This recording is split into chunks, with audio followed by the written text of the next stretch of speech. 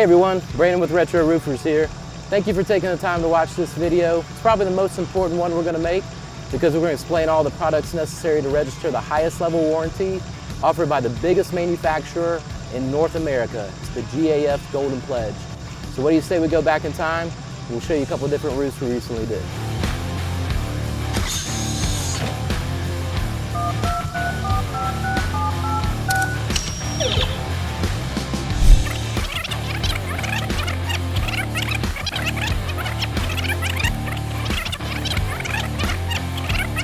There are four major things that separate GAF from its competitors.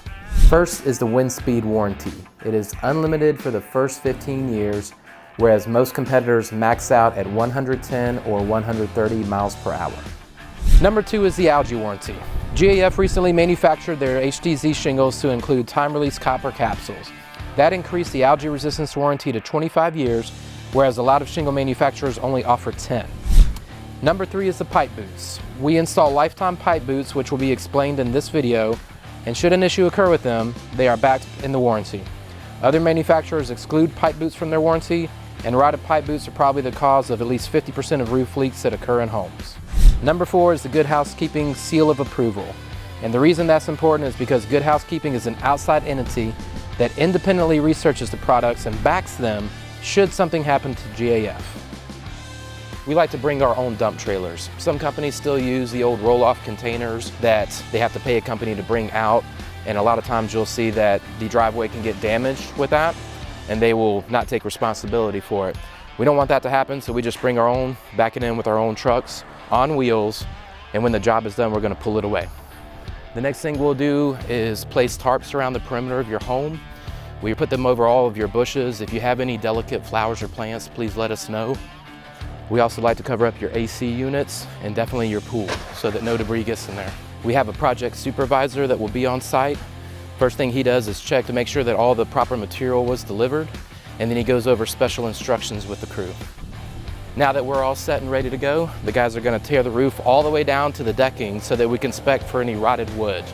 We try to do our best with controlled tear-offs where we ask the guys to pitch the shingles away from the roof, preferably directly into the dumpster, but if not, somewhere safe where they're not going to damage any plants or other parts of your home.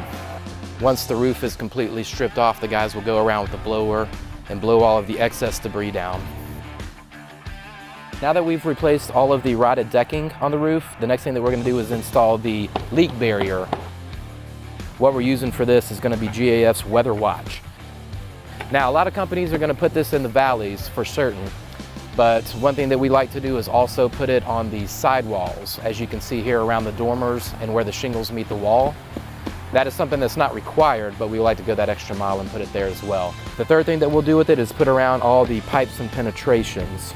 Part two of the dry-in process is to install some form of underlayment, aka felt. The old school way to do this was to use 15-pound organic, which breaks down easily, doesn't breathe very well.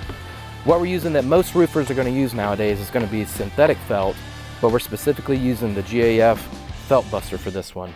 It overlaps properly all the way to the ridge, and we're securing it with button cap nails. Some roofing companies want to use staples because it's easier on the crew to install, but if you read the manufacturer guidelines, you're supposed to use these cap nails instead. Next, we'll be installing the drip edge on all of the rakes and eaves per Georgia State Code. Here's something specific about drip edge that I've seen messed up before. It costs thousands of dollars to fix. When you install the drip edge on the rake edges, you'll notice that the metal covers the synthetic felt. And then when you drop down to the eave edges, it's actually the reverse. It's the felt that covers up the drip edge. That's the proper way to do that. After that, we install the GAF Timberline HDZ shingles, which will be using the proper amount of nails, which is either 4 or 5 depending on the pitch, to get the proper warranties.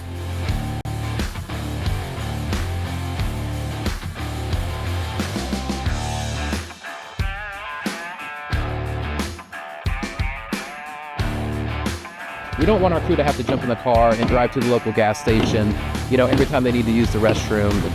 And we want our crew and the homeowner and everybody to be happy. This is out of respect for the crew. It's out of respect for the homeowner. And we realized that it's actually an OSHA requirement. So that's when, as soon as we found that out, we started sticking it on all of our job sites. What's the best way to get 15,000 pounds of debris off a house when you're doing a roof job? It's this thing right here. It's called an equipter.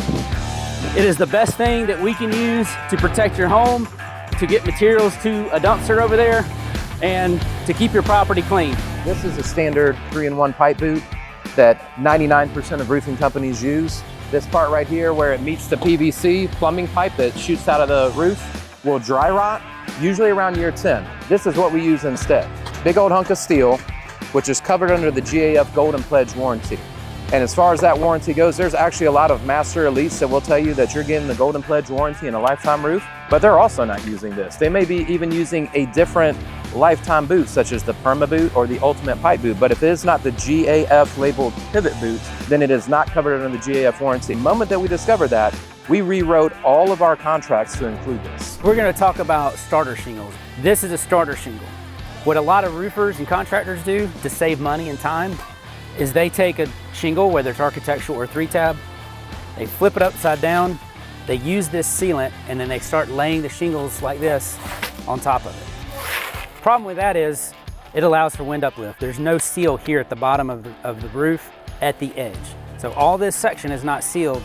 You can pull shingles up, the wind can pull shingles up and cause damage to your roof more easily. With a starter strip, the sealant is down here. So when you install the shingle like this, it's sealed right here. You're not gonna have any uplift. So it protects your roof from wind damage and wind uplift much more thoroughly than using a traditional shingle. This is a Pro Start shingle, GAF, and this is a weather blocker shingle. This shingle is 6.5 inches wide. This is 8.5. Both of these are totally fine to use. We prefer to use the 8.5. We do not charge extra for it. We just believe it's a better product for your house. What we have right here is a 3-tab shingle. What some contractors do on architectural roof installs is they cut this shingle here and here, and they take this and they put it over top on the ridges or on the hips. The problem with that is it's an inferior product to the rest of the roof, and it's thinner. If you feel that,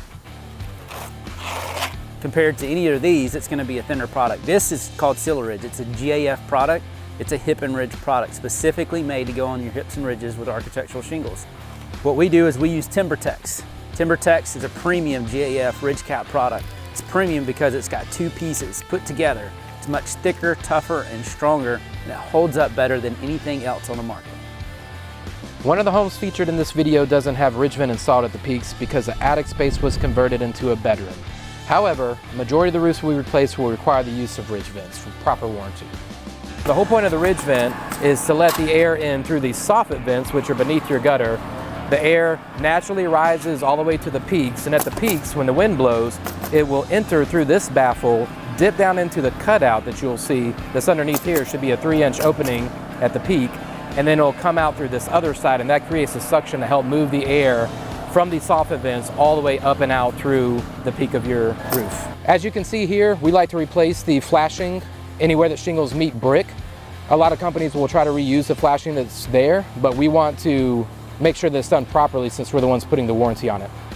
Once the installation of the roof is wrapping up, we will blow off any loose debris as well as empty the gutters a second time.